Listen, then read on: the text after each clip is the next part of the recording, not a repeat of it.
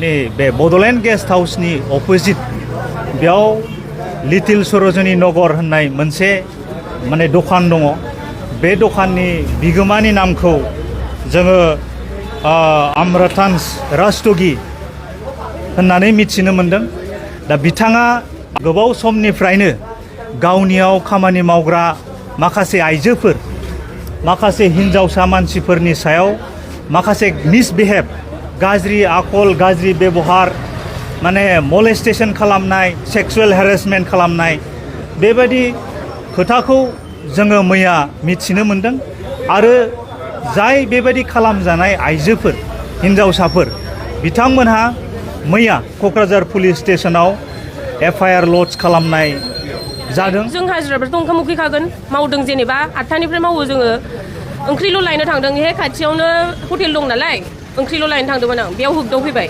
होगदावफैनायाव दे जाबाय बे होगदावनायखौ आं बाद दोनबाय ओमफ्राय आङो डाइरेक्ट मोखाङावनो बुंबाय नों मानो मोदोम दाङो मावग्राफोरनिखौ जों वार्कार्ससो नोंजों मोदोम दांजानो फैया जों बाहाय होननानै बुंबाय आङो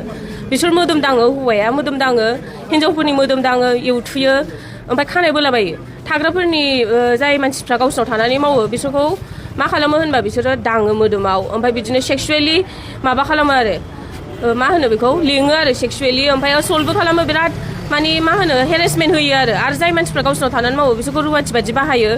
बिदिनो रायलाबायो दंखि होलाबायो खानायाव हमना बोयो आथिङाव हमना बोयो मा होनो बुयोबो बिदिनो खालामो आरो बिसोरो माब्लानिफ्राय मावदोंमोन खामानि आङो 30 जुननिफ्राय मावदों 10 दिन ना 11 दिनल'सो जादों बांद्राय गोबाव जायाखै आं मावनाया नोंखौबो माबाफोर टाच खालामो आंखौ टाच खालामदों उदैयाव टाच खालामदों मिउथुदों बिदिनो खालामदों ओमफ्राय आं बादा होदोंमोन दा आंखौ दा खालाम बेबायदि होननायाव बे ओरै बुंदों हिन्दीनि मुझे नहीं करना है तो मुझे 100 रुपया दे दो हम नहीं करेगा बिदि होननानै बुंदों आरो बियो हिन्जावाथ' बालुक जरानि हौवाया राजस्थानी होननानै खोनानो मोन्दों आङो हिन्जावना बिलोमा गयारि होनो हौवाना अमृतान्स मामोनथाय बावबाय आङो नामखौ टाइटेलखौ जायखिया नामा अमृतान्सनो हाबा जानाय जायै जोंथ' मिथिया बेखौ जायखिया सिन्दुरबो थुवा आसानबो खाना आरो बिसोरो बेयाव साबैसे खामानि मावग्राफ्रा बिदिनो साबासो दङ साब्रैयानो दङ जोङो बिसोरबो गासैबो सेक्सुवेलि हेरासमेन्ट मोनजोबनाय औ सेक्सुवेलि माबा मोनजोबखानायखा गासिबो बिसोरबो बुंनो हागोन आरो ओमफ्राय नाथाय बिसोरखौ धमकि होना दोनदों आरो दा मा लुबैयो आङो न्याय लुगैयो जोंनि जायगायाव फैनानै मालाय जाथिया बेफोरबायदि खालामनो मोनफैया जों बायदि सिख्लासा उन्दैफोरा बेहाय सेफ नङा बेयाव रावबो दा मावफै आं बेखौल' माबायो आरो एक्सन लानांगौ आइजो माबाफ्रा पाब्लिकफ्रा बेफोरखौ दखाना बन्द जानांगौ औ दखाना बन्द जानांगौ पुलिस थानायाव एफआइआर होदों औ एफआइआर होदों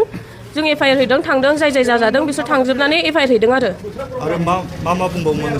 जोंखौ बिदिनो बुङोमोन माबा नोंसिनि जायगा नङा ओंखाम जानायफोरखौबो जाय थानानै मावदों बिसोरखौ बुङोमोननो ओंखाम जानायफोरखौ गावसोरथ' होनदों भिडिअफ्राव हगारो जोंखौथ' जेनेबा मावग्रा हिसाबै जोंबोथ' भिडिअ नायनानैसो फैयो मोजां माबानानैसो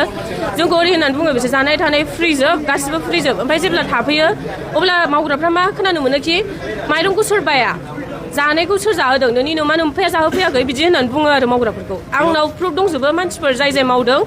वाट्सएपआव गासिबो कन्टेक्ट खालामहरदों जोंखौ बेफोरबायदि बुंदों होननानै खोन्थाहरजोबदों आरो बेयाव बेसेबांनिफ्राय बेसेबां समसिम खामानि मावनाय सोलिबाय थायो 9:45आव जोङो फैयो ओमफ्राय 8टासिम मावो आरो 8टा मोनानि 8टासिम बियो गस्ला दखान हिन्जावफोरनि ओमफ्राय जुवेलारिस फानो उन्दैफोरनि सफ्ट टय फानो ओमफ्राय बिदिनो आरो लिप ग्लसारि बा गासिबो हिन्जावफोरनि बुस्थु फानजोबो आरो बाहाय मालिकआ बावनो थायोमोन बिसोरो जिहेतु नोंथाङा जिबायदि अर्डार खालामदों हिन्जाव थानायनि सिगाङावबो बेबायदि खालामो नामा बिसोर औ हिन्जावनि मेगनावनो खालामो ओमफ्राय जों हिन्जावखौ होनो मानो बिदि खालामनांगौ होनबा नोंहा बुंनांगौ जेबो माबा गैया बेखौ बुङो ओमफ्राय बिसोरो होनो हिन्जावा आं एडभकेट आंजों माबा जुजिनानै लाब गैया नों आंनिफ्राय गोजौसिन दा थां होननानै बुङो आरो ओमफ्राय जेनेबा जोंथ' बेफोरबायदि खालामजाया जोंबो मावनोसो फैदों जोंबो सिख्लासा उन्दैसा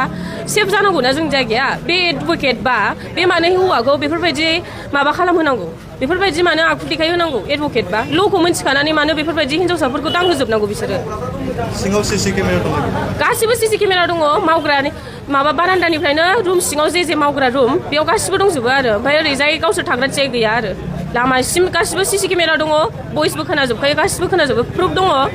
ना माबा बिबा मोनगोन आरो माने सानफ्रोमबो नोंसोरो माने गोसो गाज्रि बेयाव खामानि मावबाय थानानै दंमोन औ बिदिनो गोसो गाज्रियैनो बुंजायो जों बुंनो हाला रावबो बुंफेराखै नालाय बिसोरो साहस मोननानै बिदिनो खालामबाय थाबाय आं दिनै साहस आंनि गोसोखौ हमथानानै जोंनि जायगायाव मानो बिदि जानांगौ साननानै जोङो बुंबाय आरो माब्लानिफ्राय खुलिदोंमोन बियो खुलिनायाथ' 1 इयारसो जाबाय खोमा आं बेखौथ' मिथिला जायखिजाया बिदिनो गोबावानो जाबाय 1 इयारसोआनो जाबाय दां मा नाम दखाननि नामा दखाना लिटिल सरोजिनी नगर